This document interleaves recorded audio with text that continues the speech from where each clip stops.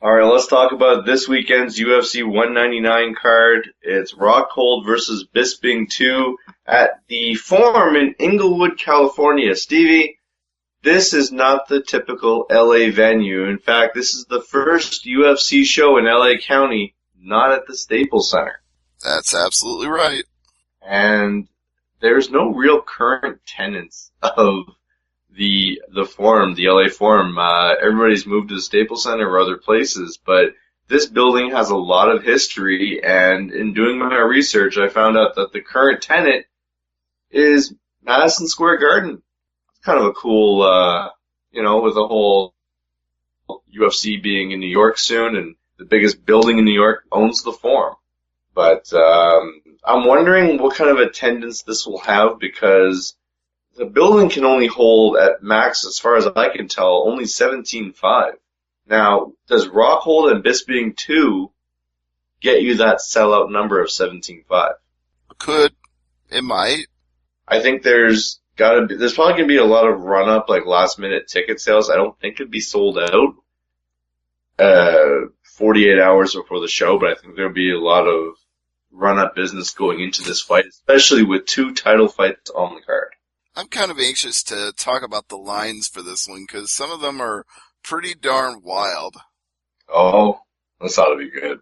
Mm-hmm. All right, well, let's start on the Fight Pass fights. Is there anything here that catches your eye? Let's see, on Fight Pass. Let's see, we got Polo Reyes and Dong Yoon Kim.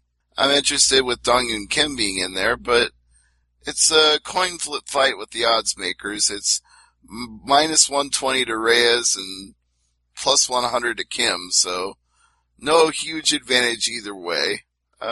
King Kevin Casey and Elvis Matavchik at middleweight. That's a little bit more of a fight, but it's also another coin flip fight. It's minus 120 from Matavchik and plus 100 for King Casey, so no big advantages either way. Light heavyweight, Jonathan Wilson and Luis Henrique de Silva. This one's got a little bit of an edge for Jonathan Wilson at minus 220. And we got Sean Strickland versus Tom Breeze in the main event of Fight Pass. Now, I won't say what the odds are just yet. I'll let you have a stab. I'm going to say Strickland minus, I suck at these odds, minus 200 to Breeze plus 200. Well, you're in the ballpark, I'll give you that much, but it's actually minus 110 for both. Whoa. That is 100%. Mission of a coin flip. Yeah, that is the ideal coin flip situation. That's like flipping a coin and it lands like perfectly like someone had a magnet on the ground and just standing at you. As far as Fox Sports 1, there's some definite name recognition on this prelim card. Cole Miller and Bruce Leroy coming on a late replacement. Jessica Penne against Jessica Andrade, Benil Dariush against James Vick, and Brian Ortega against Clay Guida. Yep, Triangle City Brian Ortega, as a matter of fact. Love Please that. tell me he called himself that before Brock used Suplex City. I don't know if he was T-City before that, but he seems to keep winning with triangle chokes, so he's got it one way or the other. Anyway, the lines for these fights are as follows. Andrade is plus 130. Penne is the favorite at minus 150. Dariush is minus 185. Vic is plus 160. T-City, Brian Ortega, minus 265. I like him in that. Plus 225 to his opponent. And what did I forget? Did I forget anything? Miller.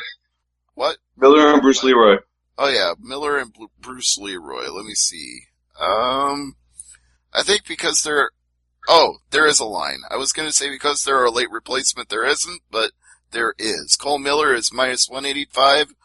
Bruce Leroy is plus 160. Yeah, I'll go with Miller, Penne, Vic, and Guida. Guida? Really? Yeah. You try putting a freaking triangle choke on Guida? Okay. Guy's the Energizer Bunny. Yeah, I'm not going to disagree with you on that. And Clay Guida is historically one of my favorite UFC fighters. He's always entertaining, but look at his track record over the last 6-7 fights. It's not that hot. No, but I think Ortega, I don't want to say overrated, but I think this is the wrong opponent for him. I don't know. He's very young right now. He's only 25 years old. He's 10-0. Yeah. I feel like there's no upward ceiling for him right now until he smacks into it. Maybe Guida will be the guy, but looking at Guida's track record lately, I don't believe that. A win here for Ortega does what for him, though?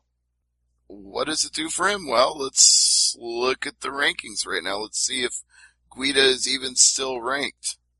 No, I don't believe he is. He's slid out of the rankings, and Ortega is actually ranked number 12 at featherweight, so it actually does more for Guida to win because it gets him back in the rankings. Ortega could definitely win this fight. I'm not saying he won't, but I'm picking Guida. But a win by Ortega here, what do? Make him jump one spot? Yeah, probably about one is as much as you could move him. Alright, well, let's talk about the main card here. And, man, this is stacked. Dustin Poirier and Bobby Green is your opener. Minus 220 for the Diamond, plus 180 for Bobby Green. Do you agree with that? It seems about right to me. I've always felt that Poirier had a lot of upside, and just based on recent history between the two of them, you would think that Poirier has more going for him right now. His only loss in his last 7 fights is to Conor McGregor, and there's no shame in that. No, there is not. Boy. Dan Henderson fighting in 2016 against someone who could definitely punch hard in Hector Lombard. That's right. And the odds makers have Lombard as a fairly sizable favorite as a result, minus 360 to plus 300. But you know what? You want to roll the dice and take that chance. Hendo can land that H-bomb on anybody at any time. Even at his age? Even at his age. I'm not picking him, but I'm saying if you wanted to do a parlay on the long odds, put some on him landing the H-bomb, because it could happen. You need to get that Jim Carrey sound drop where it's like, so you're saying there's a chance. There is a chance. Any fight Dan Henderson is in, there is a chance. How many times have we seen him do it to how many people? Seriously, think about it. Yeah, it's true. Max Holloway against... You don't even have to go that far back in recent memory. It's not like it's been forever and a day. We just saw him do it to Tim Boesch. Yeah, exactly. This is a fight that, I don't want to see Henderson end his career on a losing end of a knockout, but man, Lombard's power is scary. Well, I think Dan Henderson is one of those guys that until he takes 5 losses in a row, he's going to still think he can fight. All right, let's move on to Max Holloway and Ricardo Lamas. All right. The blessed one, Max Holloway, is your favorite here, minus 320. The bully, Ricardo Lamas, plus 260. Do you agree? No, I think the odds are way too high. I think at best, Holloway should be minus 150, and, the bully should be somewhere around plus 150. You might think so based on their rankings, considering they're number 4 and number 5, Holloway and Lamas, so I don't know if I would make Holloway a huge favorite here. I agree with him being a favorite. And these guys don't have a problem losing weight, so them changing the odds at the weigh-ins for this fight, it'll be a moot point. But I guess once again I have to look at who has the more upside, and right now I'm looking at Holloway because, again, who's the last guy that he lost to? Conor McGregor. Do we know when Conor's next fight's going to be? Probably around UFC 203 or 4. Is that the New York show? No, eh?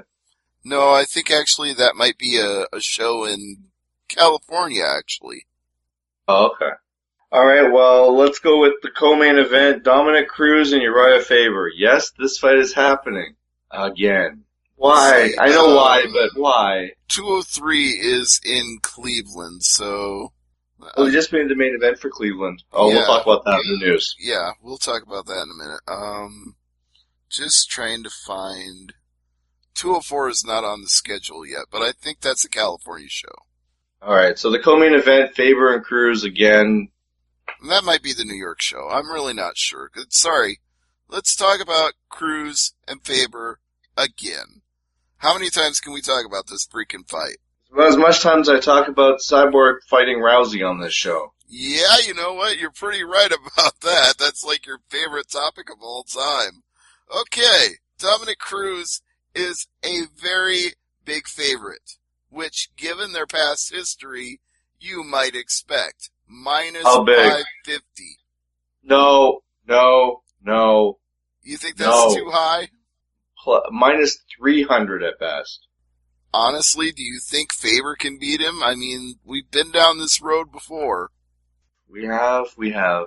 But I just, I kind of want to see Faber win this fight. Sort of like, I'm going to use a wrestling analogy here. Think of the Stone Cold Rock rivalry. Rock finally beat Stone Cold at WrestleMania. This could be Faber's one victory over Cruz. I don't know. I can't see the way to victory for him. Can we both agree this will be the last fight between these two guys?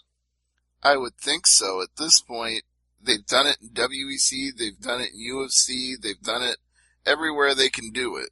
I'm sure you're picking Cruz on this one. Yeah, I gotta go with Cruz. Alright, well I'll pick in Faber. And let's go to the main event. Luke Rockhold, Michael Bisping for the middleweight title.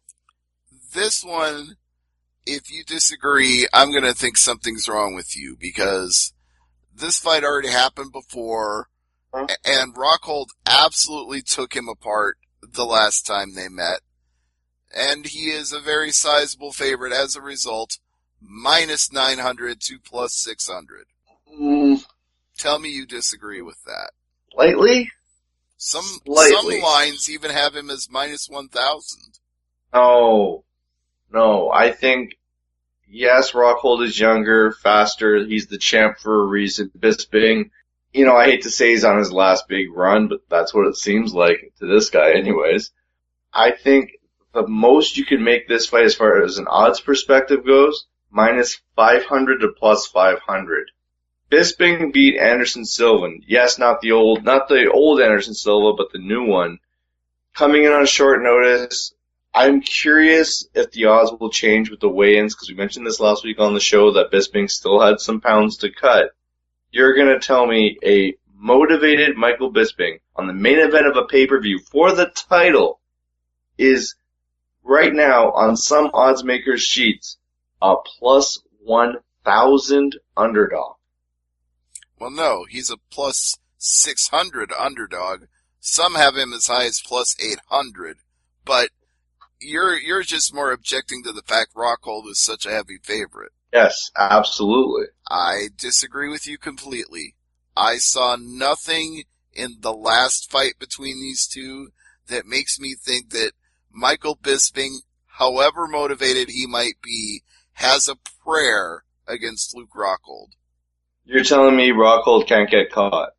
I'm telling you that Michael Bisping is not the guy who can catch him. And I like Michael Bisping, and I don't want to be the one to inject reality into this conversation, but let's be realistic about this. It's great that he's getting his title shot. Everybody's wanted him to get a title shot for years and years and years. But how many times has he come up short trying to get that title shot? Tim Kennedy came up short. Vitor Belfort came up short. Chael Sonnen came up short. Vanderlei Silva came up short. Dan Henderson came up short. Rashad Evans came up short. Michael Bisping is never going to be your middleweight champion. It's just not going to happen. Meanwhile, some people say that about Miesha Tate, though. She'd never get the title. She'd never get the title. Now she's the champ. No, I never said Miesha never could. I just said it was unlikely that she would ever beat Ronda Rousey, but she found a beatable opponent in the person who beat Ronda Rousey, so things worked out for her. But as for Luke Rockhold, there's only one noteworthy loss on his entire record, and that's Vitor Belfort. And that's Vitor Belfort back when he was still on TRT. she got Tebow for it, and I remember those days. Honestly, just look at the way he is just mowed through everybody in Strikeforce and UFC, and tell me you think there's somebody out there that can stop Luke Rockhold.